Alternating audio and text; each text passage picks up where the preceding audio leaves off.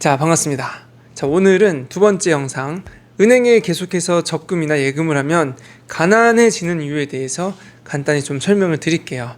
자, 우리는 지금 이 세상에 태어나서 자본주의라는 환경 속에서 살고 있습니다. 근데 이 자본주의가 낳은 괴물이 하나가 있어요.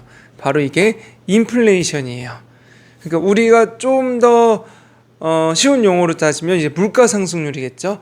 물가 상승률이 4에서 이제 6%, 뭐 코로나 이전에는 왔다 갔다 7%, 과거 역사적으로 보면 10%일 때도 있었다고 합니다. 그래서 이 인플레이션이 통제가 안 되면 순식간에 이제 빈민국으로 전락하는 사례도 많이 볼 수가 있어요.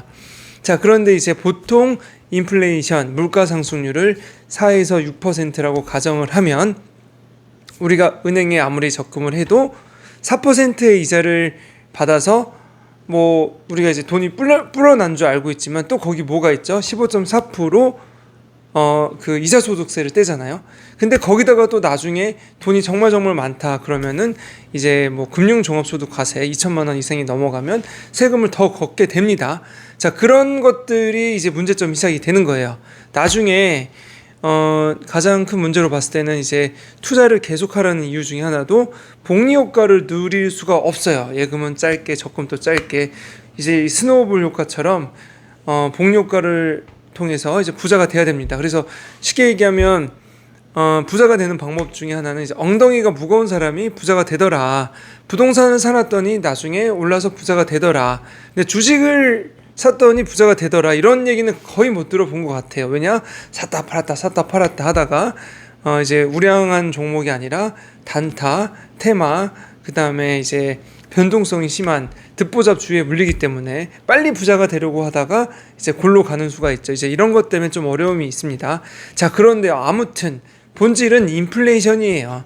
우리가 어떤 투자를 한다는 행위 자체가 이 인플레이션을 극복하고 또는 해지하고 자산을 지킬 수 있냐 마냐가 지금 이 자본주의에서 가장 큰 숙제라고 합니다. 자, 그래서 은행에 적금하는 거 그렇게 추천은 드리지 않는 거고요. 자, 그러면 이제 투자를 그러면 어디다 할까? 조금 더 안전한 방법이 있을까에 대한 부분들이 요즘 뜨고 있는 게 이제 부동산 또는 뭐 주식이라고 하지만 개별 종목보다는 여러 가지 주식을 골고루 모아놓은 ETF라는 상품에 많이 투자를 합니다. 그 ETF라는 상품 중에서도 가장 인기가 많고 거래량이 많고 그 다음에 안정감 있게 수익률이 나는 종목들이 있죠. 그게 이제 S&P 500, 그 다음에 뭐 나스닥 QQQ라는 종목들이에요.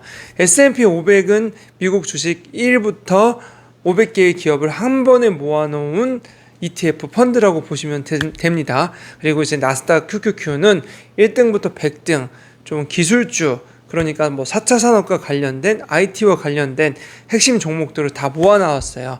1등부터 10등까지는 비슷합니다. 그런데 이제 변동성에 따라서 수익률이 많이 바뀝니다. 자, 그래서 요즘 사실 어떤 종목, 어떤 ETF를 투자를 많이 하냐라고 보면은 결국은 이제 S&P 500, 1등부터 500등 말씀드렸잖아요. 그리고 요즘은 이제 VOO라고 해서 그 이제 거래세 수수료가 좀 더 적은 VOO ETF가 인기가 더 많습니다. 존 보글이 이제 만든 이제 VOO ETF 티커예요. 그래서 그 VOO는 기본적으로 한 10년에서 20년 정도 연평균 수익률을 봤더니 한 10에서 12% 정도 수익률이 나더라. 이게 그냥 미국 주식의 평균 수익률이라고 보시면 될 것 같아요. 그리고 이제 나스닥 QQQ는 VO나 S&P 500보다 변동성이 좀 커요. 올라갈 때는 더 올라가고 떨어질 때는 더 떨어져요. 그러나 기본적으로 우상향하게끔 만들어 놨습니다. 그게 20년 연평균 수익률로 보면은 한 17%에서 18% 왔다 갔다 하더라, 이렇게 얘기 나옵니다. 자, 어떻게 보면 굉장히 높은 수치예요. 그러나 그만큼 인플레이션도 만만치 않게 따라왔다라는 것들이 반증하는 겁니다.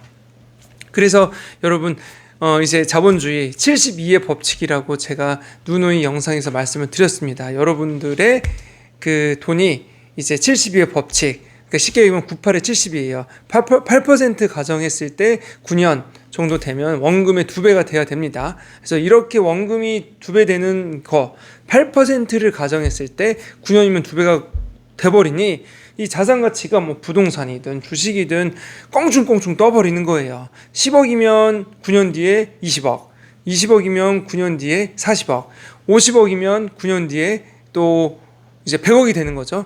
8% 수익률을 9년마다 이렇게 가정했을 때 이제 72의 법칙이에요. 그래서 여러분들이 이런 기본적인 공식을 알고 내 자산을 지킬 수 있다고 하면 제가 봤을 때는 장기적으로 부자가 될 수 있을 거라 저는 충분히 생각이 됩니다.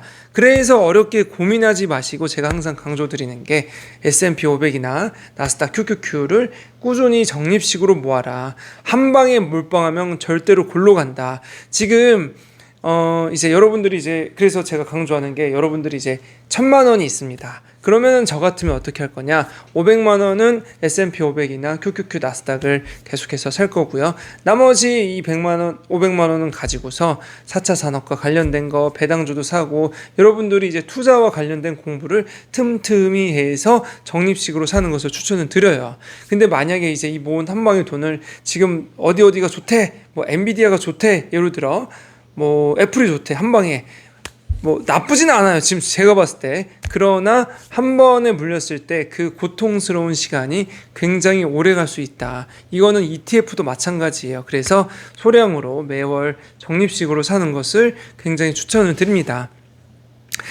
아무리 물려도 3년에서 한 5년 사이에는 웬만하면 다 회복이 됩니다. 이 점을 참고하시고 미국 주식 ETF에 꼭 투자를 한번 해보셨으면 좋겠습니다. 자, 오늘 그 준비한 영상은 여기까지입니다. 그래도 하루에 한 편씩 제가 올리려고 생각하고요. 지금 이제 제가 그래도 꾸준히 해외 주식이나 그 다음에 이제 미국 주식 ETF 관련된 거를 꾸준히 사서 모으고 있는데 하반기에 제가 째려볼 주식은 이제 유나이티드 헬스케어입니다. 그러니까 미국에서 가장 큰 헬스케어, 뭐 건강보험 회사인데 고점 대비 50% 이상이 떨어졌어요. 자, 그러면 제가 봤을 때는 제가 제일 좋아하는 얘기가 있죠. 가격은 떨어져도 가치는 그대로다. 고점 대비 50% 떨어진 것들은 열심히 째려봐야 됩니다. 그래서 예전에도 뭐 메타, 테슬라, 그 다음에 뭐 마이크로소프트 등등등 여러 가지 고점 대비 50% 떨어진 것은 적립식으로 들어가기 너무 좋다. 근데 이것도 잘 봐야 한다라는 거 말씀을 드리고 이런 것들이 자세히 얘기해주면 전부가 아니에요. 한 50%는 그 QQQ ETF로 꼭 자산을 여러분들 연평균 10에서 15% 사이로 지켜주시고 나머지는 이렇게 투자하는 마인드로 한번 가보시면 적립식으로 가보시면 너무 좋을 것 같다고 생각이 됩니다. 자, 내용이 조금이라도 마음에 드셨으면 알람 설정 구독 꼭꼭 부탁드리겠습니다. 자, 오늘도 좋은 하루 되세요. 화이팅!